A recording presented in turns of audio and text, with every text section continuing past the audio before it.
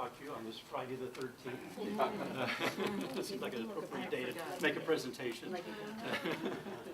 And for this particular presentation about the Canopa Stone, I guess it's kind of a series of fortunate events, followed by a series of unfortunate events, followed by maybe a series of more fortunate events. So we'll go with that, and we'll see how things go with this. And I have a feeling many of you have probably seen the stone over here and what we have, but you may not know the complete story of it or what we know so far of the story. And it seems like when I started here several, 20 years ago, it was just to me it was just a stone in the building. It was just something was there. And within about 3 years, I think I kind of had a small 5-minute kind of spiel that I could do for it if somebody asked anything about it, and I started getting interested in it. And so as we move along, I'll tell you a little bit more about kind of how that interest went and what I learned along the way.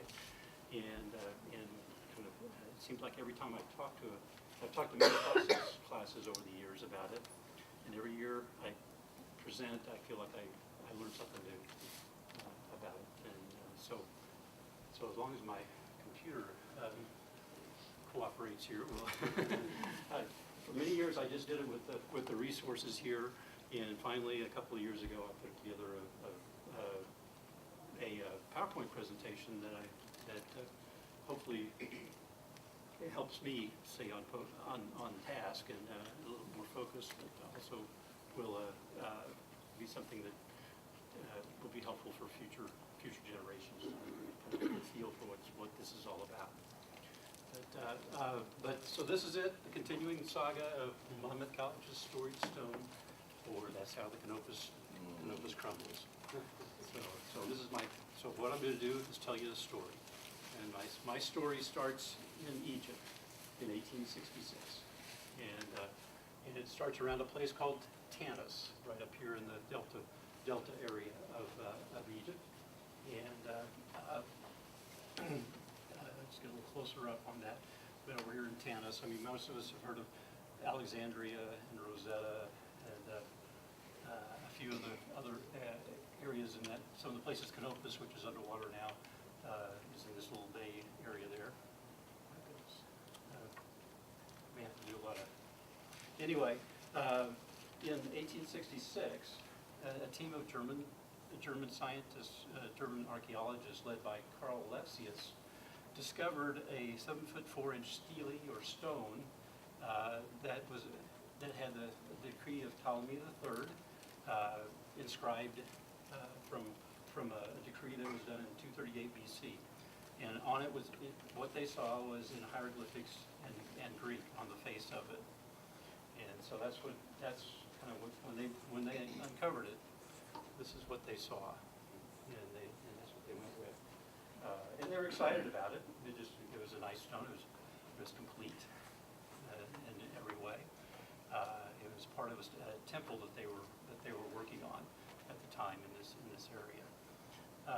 The stela itself, this is kind of the area where it was where the work was being done, and where the temple was. But so it was. It's not too far from the Suez Canal. One of the things that they learned about it, I mean, they took it with them. They took it to the Bulaq Museum in Cairo and worked on it. And maybe it was 2 years later it was after 2 years that this Heinrich Brugsch realized that there were some scratches on the left-hand side of the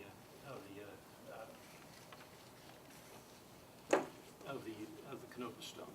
It looked like this, and that was when they really got excited. And those scratches made it a trilingual piece, and they felt that this would be something in comparison to the Rosetta Stone. And so there were some things about the Rosetta Stone. The Rosetta Stone, this is what the Rosetta Stone looked like. It was discovered in 1799, some 67 years earlier. And it's made out of from granite, and it has it had 3 languages on it as well, three different texts. One was the Greek at the top in this case, and then, or actually hieroglyphics, then something called the hieratic or demotic in this case, and then the Greek as well. So there were 3 languages there, and this was the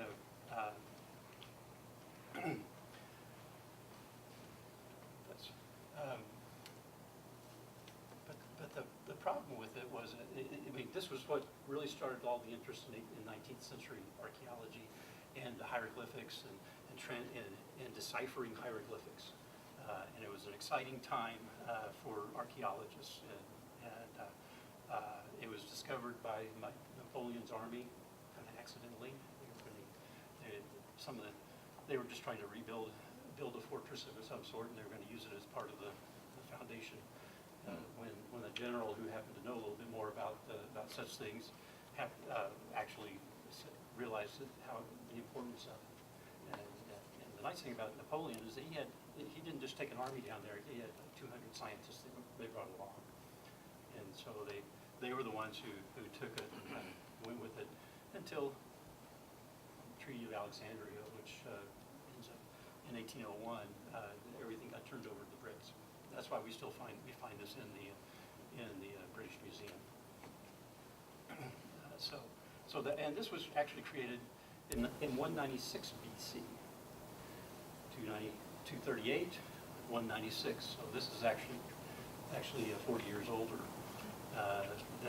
than the Rosetta Stone. And I suspect they figured out that maybe it would be better to put all 3 languages on the front for reading purposes over that 40-year period before they put up a decree. But this is the decree on here is the decree of Memphis, and the decree here is the decree of Canopus. And that's why we call it the Canopus Stone. But in the end, it was found in Stantanus, and just like the Rosetta Stone was found in Rosetta, we should be calling it the Tannis Stone. And most archaeologists do call it the Tannis Stone. But there are still, at the time, a lot of people called it Canopus Stone in the 1860s, 1870s. So, but the most important thing was that, the Rosetta Stone was not complete, and it was not, and everything those who were working on deciphering hieroglyphics, they really weren't able to figure out for sure what so much of the hieroglyphics were missing, that they really weren't able to decipher with any kind of a feeling of confidence in what the result would be. So, so when the Rosetta Stone came up, this is kind of how it looked. This is how much of it was missing at the time. So, so the Ptolemies were the ones who were kind of the ones who were the Macedonians who took over after Alexander died and took over the leadership and the governing of Egypt. And the Ptolemies, this Ptolemy III, and I'll have our resident Greek. Could you, how do you pronounce that, David? Euergetes? Sure. Euergetes. Euergetes? Yeah. Ptolemy III, well, I'll just call him Ptolemy III, was responsible for this particular decree. And there were others involved. There were something like 15 during this Ptolemaic dynasty. There were like 15 Ptolemies, including one we don't really think about being a Ptolemy, but Cleopatra was there. And actually, out of all these folks that were here so many years, one of the main reasons that we found Greek on all these as part of the decrees that were on the temples and such, it was because the Ptolemies really came from Macedonia or from Greek. They had a Greek background, and in the end, none of these folks ever learned anything more than Greek, and they didn't learn any Egyptian language except for one person, and that was Cleopatra. So this is kind of the history of some of the trilingual decrees that we've uncovered. And in 238 BC, which would have been the first of those, but it really wasn't discovered until 1866. So, so this was during Ptolemy III's reign. And they found this one in 1866, this is the first one. But they also found a few others, one in 1881, later on, and even as late as 2004, they found one, found another version of it. The Decree of Memphis, or the Rosetta Stone, was discovered in 217, well, it was actually written in 217 BC. I'm sorry, I've got another one in between. There was this other one written by Ptolemy IV, who was another decree of Memphis, but it was also known as the Raphia Decree. And then finally, Ptolemy V was 196 BC for the Rosetta Stone. So these are the three major ones. Now, just to go back, when we talk about the Ptolemies, kind of the rise of the Ptolemaic dynasty in the period was really for the first three Ptolemies. And then after that, they kind of say that the Ptolemies kind of were in decline after that, as far as their governing abilities and such.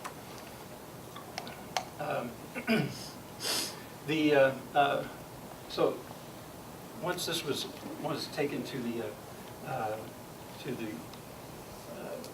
museum in Bulaq, the Bulaq Museum in Cairo, the scientists and archaeologists then kind of descended on that to kind of start working on it to help figure out the deciphering of hieroglyphics. And some of the folks that were most important in that in the work towards that was Thomas Young, was a Brit, and he was kind of he was a brilliant man. He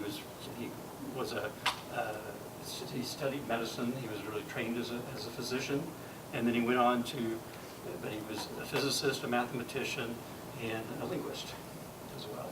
And he was just kind of all over the board, and he was just brilliant. He just kind of got caught up when the Rosetta Stone was discovered. He got caught up in the idea of deciphering it, and he made some important inroads. He was the first one to actually figure out that the Demotic part of that alphabet of the text was actually not tied to pictographs or whatever, but it was actually an alphabet there that you could work with. And he increased the number of Demotic characters that you could work with by 3 or 4 times. The next one, the most important one, is probably Champollion. He's Jean-Francois Champollion. He was another brilliant man, son of a librarian. Spent a lot of time in the stacks as a kid, and actually was fascinated with all the different languages he encountered in the stacks of the library. By the time he was 15, he had mastered 8 languages. And so he was in a particularly good spot when this happened. He was one of those folks who actually was able to kind of tie the hieroglyphs and the Demotic language to a current language, the Coptic language of the Coptic Christians. That was one of the enduring languages of the Egyptian languages. And actually, when we talk about these things being bilingual pieces, or trilingual pieces, really they're just bilingual pieces. The languages that we see on here are really, we see hieroglyphics and Demotic are both Egyptian languages, part of the Egyptian language. And then Greek is the other language. But there were really 3 different versions of the Egyptian language that preceded this. And hieroglyphics they started in something like 3900 BC. The last known use of it was something like 394 AD. But after that, temples were closed, and nobody really learned it any longer. It was no longer used. But there were other versions of it. This is hieroglyphs were normally used with official documents and with the religious decrees of sorts. And there were other versions, and there was the Demotic text is what we see on ours. The Demotic text comes from demo, the demos for people. It's the people's language. It was probably the most popular, most read by the Egyptians at the time. There was one in between called Hieratic. There was a Hieratic that was probably used by the priests at that time. The priests and the accountants and such, the people who recorded things. But these were more like, I mean, Hieratic and Demotic, as it turns out, were really just more of a, kind of like cursive. This is print, this is cursive. And this has a lot more ideograms in it, a lot more pictures and such in the hieroglyphs. And then the Demotic was just a kind of a shorthand or a cursive version of that that others could read. So by the time these even got created in 238 BC, really there were very few people who could read the hieroglyphics and the hieroglyphs at the time. But they still maintained that, doing that. And so, and kind of how you read these things is kind of interesting. I'm learning that the hieroglyphs, if you ever look at hieroglyphs and you try to figure out, do I read right to left or left to right, because it can be read either way. It's really on the way, you always see these little birds in here. So whichever way the bird is facing, it's coming, the language comes toward that. So in this case, the bird is facing to the right, everything's being sucked in by the birds this way. So it's really being read right to left. And by this time, Greek, by about 500 AD BC, Greek was really being read more left to right, but it was known to go either way. And maybe even go this way and then come back this way, and then just kind of a continuous stream. And even in the Canopus stone, not everything, you could even have it going two different, or in hieroglyphics, you could have something going both directions on the same line. But you just had to watch the birds and know which way to read them. What about the Demotic? I'm sorry, Was about it which way you right read it? to left or left It's to really right? It's really right to left. Okay. Yeah. Yeah. So this is actually the upper left-hand corner of the upper left of the Demotic on here, and compared with the upper left of that. So these are kind of, but this is from the upper left. So this starts over here. This starts over here. And so when you see translations of this, though, it's kind of weird because they actually do a mirror image of the hieroglyphs, and you have to. If you're looking at this, they kind of just give you the mirror image, and then they put the English translation under it.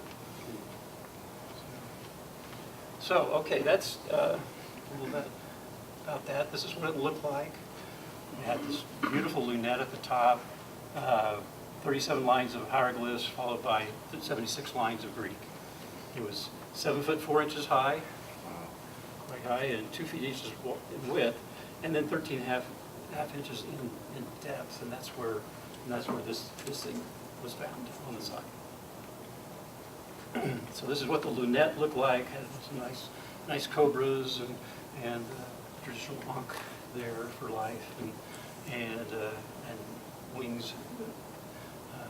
Eel's wings or a bird's wings as well. So,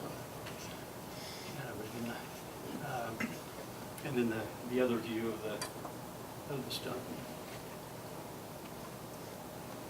And so what happens in about probably a few years, 1868, 1869, they were trying to make some decisions about making copies of this to send out to other institutions so they could be used to make copies of for other scholars, and so what they did, they decided to make three copies, but they broke it up into 3 different pieces before they did that, and made the copies for each one of these. So this is really the top half of this would have been the first slab, got to about right here, and then the second half would have been the lower half of this, would include at least 2 lines of the hieroglyphs, and then finally the full side. This actually kind of ran line for line with the Greek anyway, so that was a perfect one for that. So they divided these things into these slabs, made a plaster cast of them, and then they created them, and then they shipped them to the British Museum in London, the Royal History Museum in Berlin, and then to the auspicious Monmouth College, a venerable institution of the Midwest that had been around for maybe 13 years, 15 years by that time, and such. And so here we see a bird's eye view of Monmouth in 1869, and it's a map that we have in special collections now. But here is that lonely old Maine right there in the middle of where we are. And so we're right over in this area now. But that's what it was. So the question is, how did this happen? How in the world did Monmouth College, a little tiny college on the prairie, hadn't been 15 years old or so, how do they get this? And so that was kind of and so this comes down to our Presbyterian missionaries at the time. And we had Presbyterian missionaries who were very influential in Egypt. They actually had created a lot of schools, and the schools, there were sub-schools that taught the international students, the students that were there from other nations. These schools actually focused on the Egyptian students. And in some cases, they really dealt with people that were, some of the Egyptians that were the Fedayeen or the peasant class, and they decided, and there was some speculation that, or at least the Egyptians didn't feel like they were teachable, and really probably could have been educated. And these guys were doing it. And so this was one of the main players at the time, was Julian Lansing. He was a missionary who was in Egypt from 1857 through 1892. They preceded that by he was in Syria prior to that. But the weird thing was he didn't really have any connection with Monmouth College. We couldn't find it. I talked to Jeff about it, and we couldn't figure out how, what the connection was. And so here in 1865, we discovered we had just done some work on our digitizing our catalogs, and I started to look him up and see if it, and by golly, in 1865, he wasn't ever a student here. He didn't participate in a seminary that used to be here in the 1870s. He was never here for those reasons. The only thing we can find is that he was actually a member of. Oops, yeah, he was a member of the. He was received an honorary degree in 1865, and he was. I think I have one more of that here too. Here he is with his first wife, who died. She and her youngest son died in a cholera epidemic in 1865. So, and Lansing also almost died. So here was a case where he was not able. He probably wasn't. He may not have been expected to come anyway, but he was certainly not able to come and receive this honor. This is one of the new things I've been able to find. We're digitizing some of the trustee minutes, and this is from 1865. We found a little hard to read the cursive in this case during this time period, but what it says is that Reverend Julian Lansing of Cairo, Egypt, was recommended by Dr. Dales of Philadelphia. And he and this John McCurdy were nominated as candidates for the honorary degree of Doctor of Divinity. So that was our confirmation that not only would you have it in our catalogs from 1865 and beyond, but we have a copy of the actual text of that. and from those minutes. So onto those minutes are so important. Aren't you glad you don't have to do this, though? I got to tell you, it got better, easier to read, and the next secretary was easier to read. But there was one in there that was really hard to make out.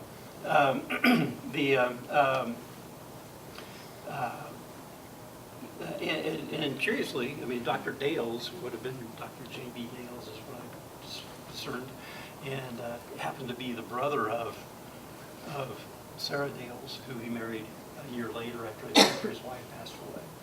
So she had been there many years before and after, but had actually left for a year. She was going back in the States for a year during that cholera epidemic. Apparently, a whole lot of people, a lot of the Egyptians left during that period if they could. So now we have some of the people, the other players involved. Ismail Pasha, he's known as the Khedive of Egypt. He's kind of an Ottoman from the Ottoman tradition, and the Ottomans were the ones who were kind of governing Egypt at the time. And you see him listed here as Khedive. We also see him listed as Viceroy. So the Viceroy would just be the British version of Khedive, I would guess, is how we can interpret that. And I'll let Petra correct me any time and learn some things. But he was Pasha. Ismail Pasha was the one that Lansing approached about sending one of these slabs to copies to Monmouth College, and it was because of Lansing's work in education at the time that I think he actually got heard, and they were willing to do it. He kind of worked through a general. That was. Did you have a question, Vicki? Yes, thinking about making these plaster casts led me to wonder about the process of engraving the original stela. Can you say anything about how the writers How they did that? chiseled They in chiseled or it. whatever I they did? assume, I mean, we got the archaeologists here that could probably, I assume they did it, just depending on they just chiseled it with appropriate tools. And depending on what it was, whether it was granite or limestone or whatever, it might, probably had to work a little harder on the granite, I guess. Because you'd have to do that pretty precisely to get a decent cast out of it. Yes, yeah, and that's why, you'll see that our cast over here, it's still hard to read, and you can probably get an idea of how hard it was. They really didn't see what was on the Demotic part.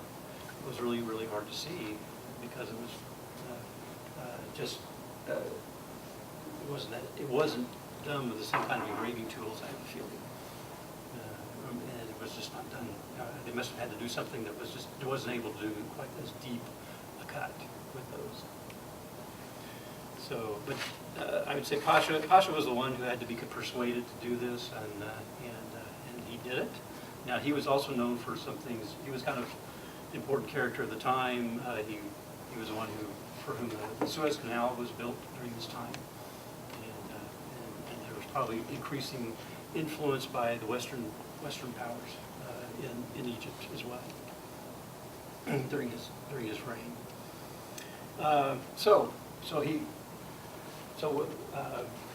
These things get boxed up, get crated, and get prepared to ship about that time. And I wish I could find this in the minutes of the board, but I haven't been able to yet. We get contacted by the Smithsonian Institution. Our administrators here from the Smithsonian folks, they're very interested in getting a copy of having that stop in Washington D.C. along its route to Monmouth, and they wanted to make a copy of our copy.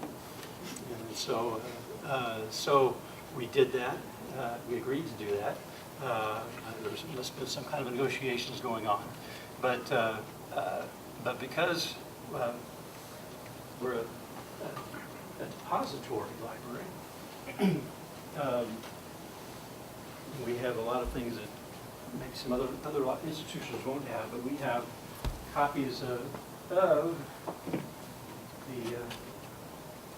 the Smithsonian's annual report. And it was in this annual report, which is right here, that discover on page 34 of the 1871 edition of this, there is a description of the stone and its arrival and how important it was.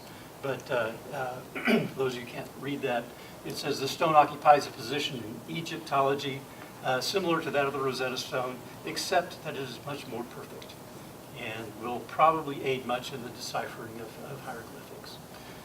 The cast was taken by the instrumentality of Dr. Lansing for presentation to Monmouth College, Illinois, at his request, and by permission of the authorities of the college, it was sent to the institution to be copied. That's it.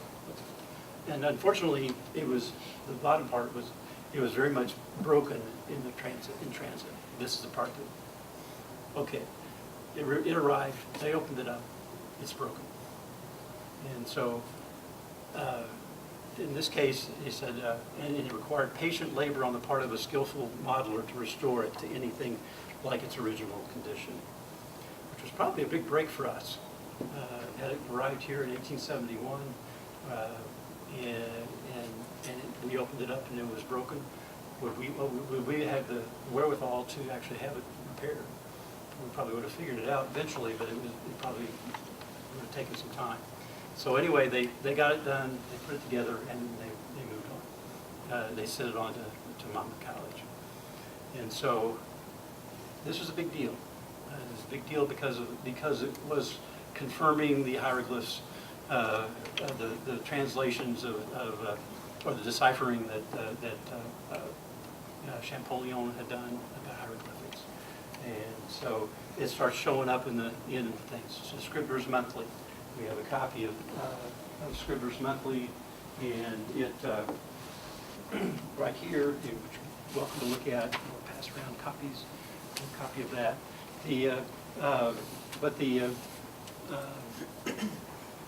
This is an 1873 article, and this is one of the more popular magazines of the day, of the 19th century. And there was a nice long article in here by this Edwin Davis, and this is his. And it was a 9-page article with a lot of descriptions. But right here, down below here, is the footnote that we all use, that I think has been used throughout. But it is a repeat of what you saw in the Smithsonian. But it says, through the kindness of the Viceroy Ismail Pasha, 3 casts of the stone have been taken. Here we go. This is it. 3 casts of the stone have been taken, one for the Royal Museum of Berlin, one for the British Museum, and one for Monmouth College, Illinois. And the college has arranged to permit a model to be taken and be kept by the Smithsonian Institution in Washington, D.C. Here's an August 1st, 1873, the Chicago Tribune article shows up in here that talks about the Scribner's article as well. It shows up in the Scientific American. I've got a copy of the Scientific American that mentions it. Harper's Monthly Magazine as well. And so there's just a lot of interest in there in the United States with it, and it came to Monmouth College. So where did it? When it came to Monmouth, where did it go? But it went to Old Main, and so we put it up at the top of Old Main, and that's where it goes on display along with the Oriental collection that we have at that time, had been building at that time, and so unfortunately, in 1907, as has happened with a lot of Old Mains out there, they burned, and it was on the 3rd floor, and it dropped to the basement during that, and broke again. And so this is some photos of it, of the Old Main burning.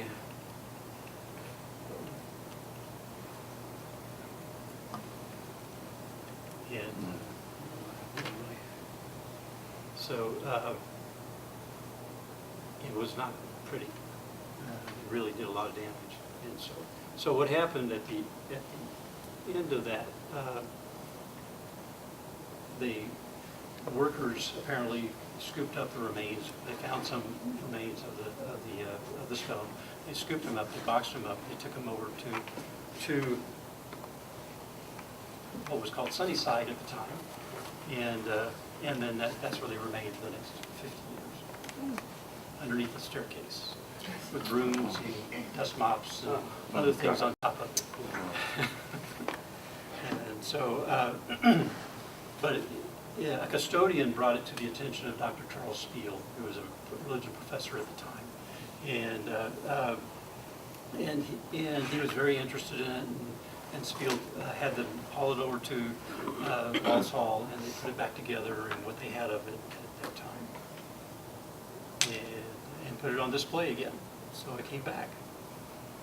So it remained in Wallace Hall until 1997, at which time it actually got moved to the library at that point.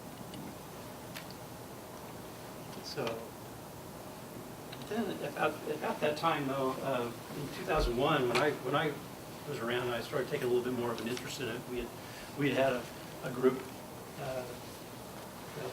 I had actually ordered a copy of Wallace Budge wrote a 3-volume set called The Decrees of Memphis and Canopus, and it was in these sets that I finally saw a copy of what it looked like originally.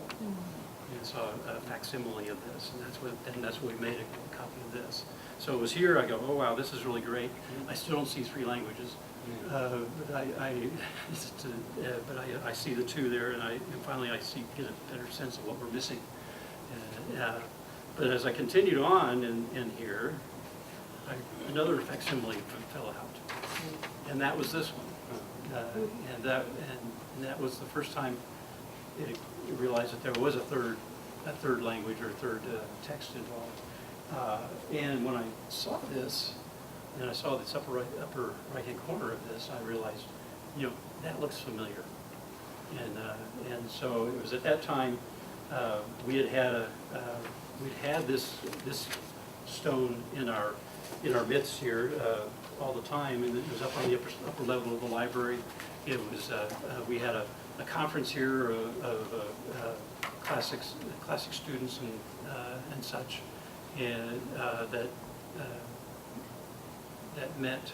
It was a national conference of some sort, and we had a bunch of things up here before the renovation that we just had out for display, and I just had put this sign on it because nobody seemed to know what it was, so I just said the Mystery Stone. Challenging all archaeologists, kind of help us figure it out. Do you have any idea what this is? And lo and behold, we figured it out. So and so we brought it back out and put it in another case, and another case that we were able to fit nicely in. Actually belonged to Gracie Peterson, and so that's where this ended up. How we ended up kind of getting them back together, and so that was what it was. Now next, at that point we have everything together here now. But the question is, what is the Decree of Canopus? Why is it important? And I'll try to summarize here pretty quickly because I'm probably running out of time. But in 238 BC, there were some issues that Ptolemy III was bringing people together, bringing his priests together for a big conference, and one of the things that he wanted to do, and they usually did this because they always had 5 extra days in their calendar. They had a 365-day calendar, but 5 days of it, they had 12 30-day months, and they had this extra 5 days called intercalary days that they needed to figure out what to do with, but they just use those as just this occasion to party and to pass anything or do any decrees and such. But one of the things that Ptolemy was trying to introduce at the time, and in addition, was calendar reform, because at this point in time, Aurelia,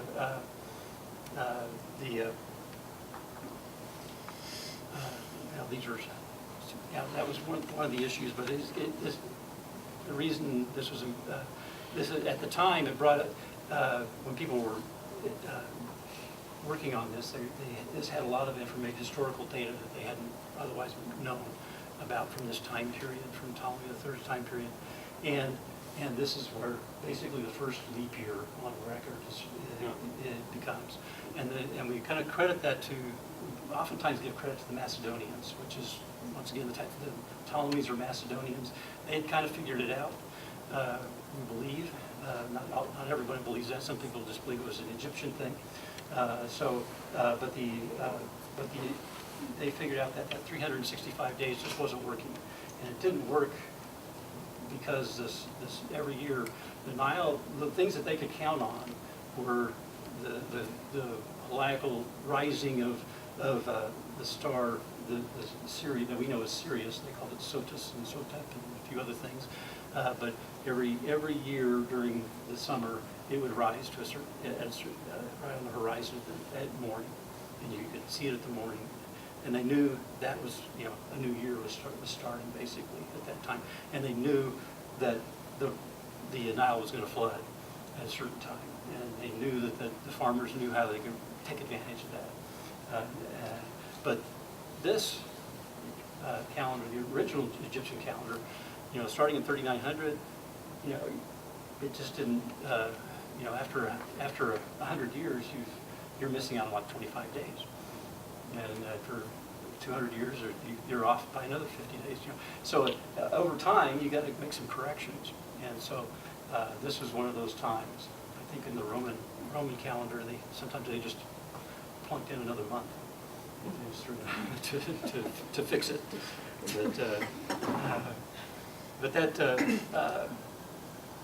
But they had basically, the Egyptians had largely ignored this official calendar anyway, and they kind of gotten on their own. There's a lunar calendar that they used, and they managed to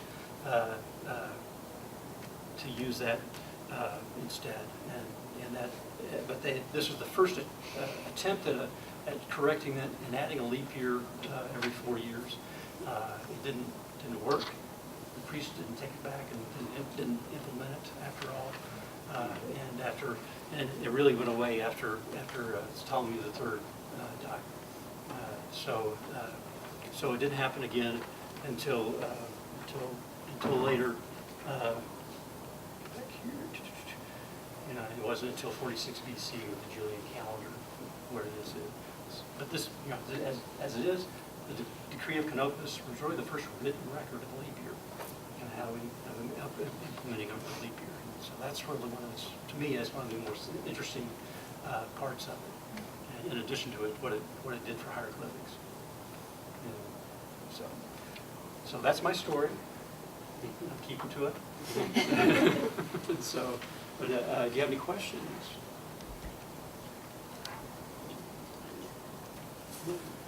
Have any scholars come over the years and wanted to obtain another copy of it, or to do some more direct examination of it? Of our copy? Mm-hmm. Not in the 20 years I've been here, I'm not aware of that. What we have, actually what happened, as it turns out, in 1874, again, from the Smithsonian Institution records, we learned that they actually received a new copy. The one they received, the copy they made from the broken copy wasn't all that great, and so the museum actually sent them another copy in 1874. And so who knows what happened to our copy, the copy they made of our copy, but I expect they just, it didn't last very long. Probably, it was plaster cast, and they have what they needed, so I'm not sure. So they have the new 1874 version of it, and it's still complete, or what it should have been complete. I'm not sure they found it. We've had people look for it at Smithsonian for us, but they have not found it. I mean, one time, Dr. Spiel actually wrote to them, the Smithsonian, asking if they could make a copy of their copy, and he was originally told that it had been lost in a fire, and then he got another letter a few months or years later that said, oh no, I guess it really wasn't. But it didn't end up with us. I'm presuming the other faces of the stele were blank, is that correct? Or- Yeah, I believe so, Okay. yeah. One of the interesting things I just learned was that the Rosetta Stone always looks black. And just recently, they've been doing work on it, and it's actually not black, it's pink. It's a pink red. And it's just over the years has had, I don't know if people have been making it, inking it for different reasons, or if it's just kind of something from over the years it's occurred, but it has turned black. I think they might be cleaning it up. So it was broken in transit from where to where, and how was it being transported? Okay, it would have been shipped, and so it would have been, and probably created with probably the 2x4s that we see around this portion of it,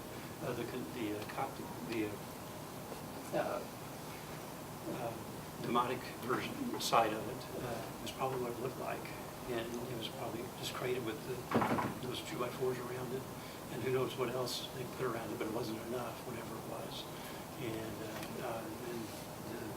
so it was shipped from Cairo to Washington D.C. and then from Washington D.C. to us. So the Smithsonian took care of it for us and fixed it for us.